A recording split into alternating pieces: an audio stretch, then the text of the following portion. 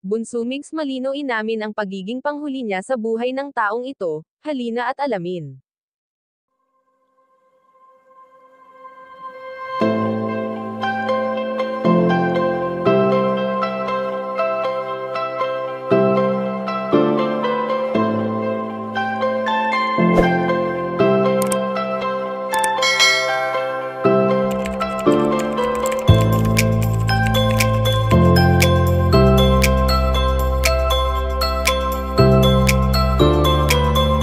Alam naman natin kung paano napapasaya ngayon ni Bunso Migs Malino ang ibang tao, na kahit ang sarili niya ay hindi pa rin talaga lubusang nanunumbalak ang ligaya na noon ay nakikita natin sa kanya.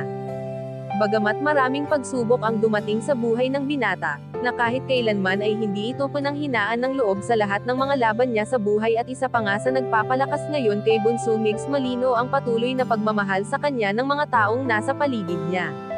Matatandaan na hindi naging madali para sa binata ang biglaang pagkawala sa kanya ng isang taong kanyang labis na minahal noon, kaya naman sa tuwing nagiging mag-isa ito ay palagi niyang naiisip ang masasayang araw na kanilang pinagsaluhan ng kanyang prinsesa na si Cutie Mahal.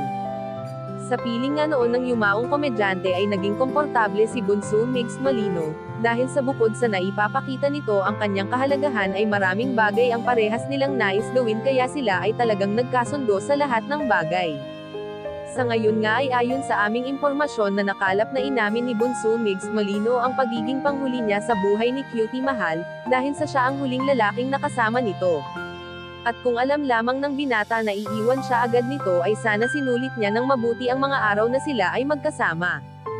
Kayo mga kachika, anong masasabi niyo dito? Please leave the comment and don't forget to subscribe.